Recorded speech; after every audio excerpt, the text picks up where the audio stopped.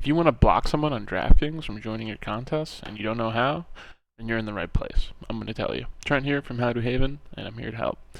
So first thing you're going to do is go to the Draftkings website. Make sure you're on Fantasy, not the Sportsbook, not Casino. Make sure you're on Fantasy. Click that. You're going to go to this drop down here, and you can only do this on desktop. You cannot do this on your phone. Go to Fantasy Preferences, and you're going to come here. It's actually the first tab it'll bring you to, and you'll see head-to-head settings. Now you can actually block someone. So if you want to block someone, I'm just going to type a random person. I don't even know if they exist. Not real.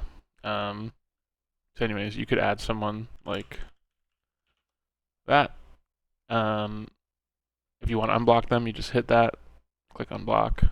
But once you actually do this, they're not going to be able to join your head-to-head contests. Apparently, unless you're doing a contest of $1,000 or more, which can be really helpful if you're constantly playing someone who's beating you or just wrecking you. Yeah, if this helped, drop a like, leave a comment. Peace.